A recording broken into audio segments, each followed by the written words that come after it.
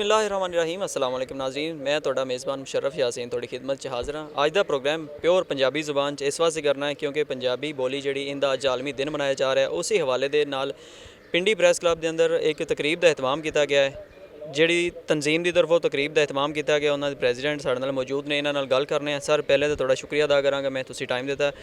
ਫਿਰ इतना ज़बरदस्त तुसी एक स्टैप लिया है कि इस ज़ुबान को दोबारा तो जिंदा किया जाए। दुनिया की बेहतरीन ज़ुबानों एक ज़ुबान है, 9वें नंबर पर दुनिया च।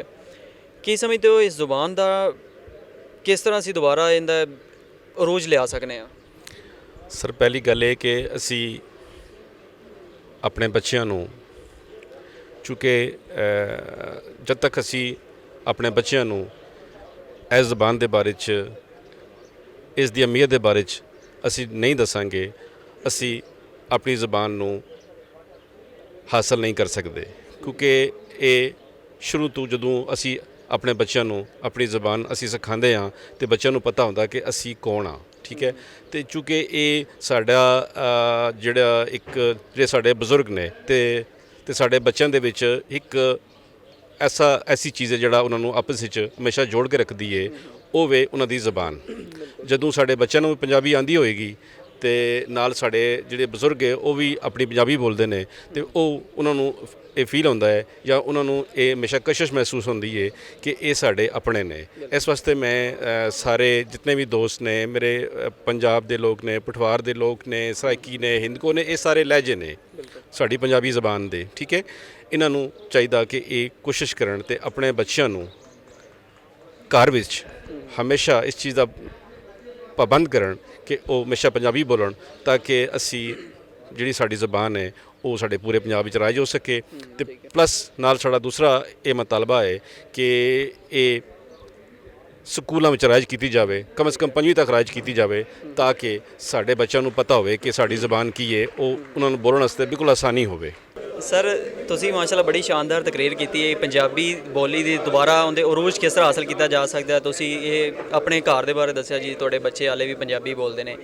तुसी की समझते हो असी अपनी जुबान को दोबारा कौमी लैवल ते या अपने सूबे के लैवल ते दोबारा किस तरह जिंदा कर सकते हैं? बिस्मिल्लाहिर्रहमानिर्रहीम। जिस तरह के अज प्रोग्राम होया इस तरह के सानू वक्फे ना प्रोग्राम करने चाहिए ने, क्योंकि असी साल एक प्रोग्राम करके मैं मुतमिन नहीं हाँ, लेकिन वक्त और हालात और वसाइल के मद्देनज़र रखते फिर भी एक प्रोग्राम पिछले साल भी किया इसी लोगों ने, अज भी किया। और यदा एको ही तरीकाकार है कि ज़्यादा तो ज़्यादा काम किया जाए।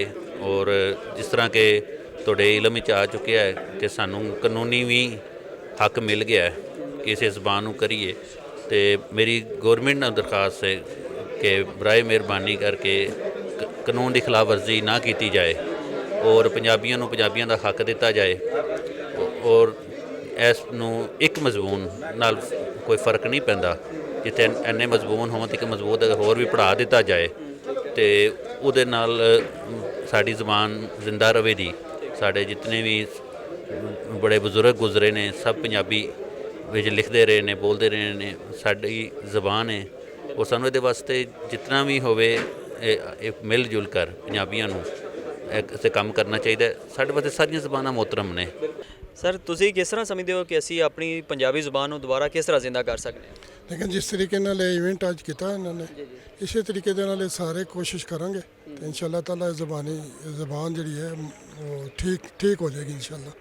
पंजाबी जुबान पाकिस्तान की सब तो ज़्यादा बोली जाने वाली जुबान है। उसके बावजूद असी अगर खुद पंजाबी अपने आप को देखिए, असी सारे पंजाबी जितने भी हाँ, असी पंजाबी बोलते हैं शर्म क्यों महसूस करते हैं? नहीं, बिल्कुल शर्म नहीं महसूस करते। असी तो घर ही अपनी ज़बान ही बोलते हैं जी। ਤੁਸੀਂ ਕਹਿ ਰਹੇ ਹੋ, ਬਾਕੀ ਮੈਂ ਓਵਰਆਲ ਗੱਲ ਕਰ ਰਿਹਾ। ਓਵਰਆਲ ਸਾਡੇ ਇੱਕ ਅਲਮੀਆ ਬਣ ਚੁੱਕਿਆ ਕਿ ਅਸੀਂ ਸ਼ਰਮ ਮਹਿਸੂਸ ਕਰਨੇ ਹਾਂ ਬਾਹਰ ਪਬਲਿਕ ਜਿਸ ਟਾਈਮ ਜਾਂਦੇ ਹਾਂ, ਬਾਜ਼ਾਰ ਜਾਂਦੇ ਹਾਂ, ਯੂਨੀਵਰਸਿਟੀ ਜਾਂਦੇ ਹਾਂ, ਕਾਲਜ ਜਾਂਦੇ ਹਾਂ, ਅਸੀਂ ਪੰਜਾਬੀ ਨਹੀਂ ਉਸ ਤਰ੍ਹਾਂ ਬੋਲਦੇ, ਉਰਦੂ ਅਸੀਂ ਬੋਲਣਾ ਸ਼ੁਰੂ ਕਰ ਦਿੰਦੇ ਹਾਂ।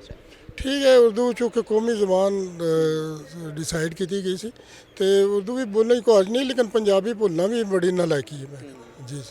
ਤੁਸੀਂ ਕੀ ਕਹਿੰਦੇ ਹੋ, ਕਿਸ ਤਰ੍ਹਾਂ ਮਸ਼ਵਰਾ ਦੇ ਸਕਦੇ ਹੋ कि किस तरह इस जुबान को दोबारा तो जिंदा किया जा सकता है? यही तरीका है कि लोगों की शऊर उजागर होवे।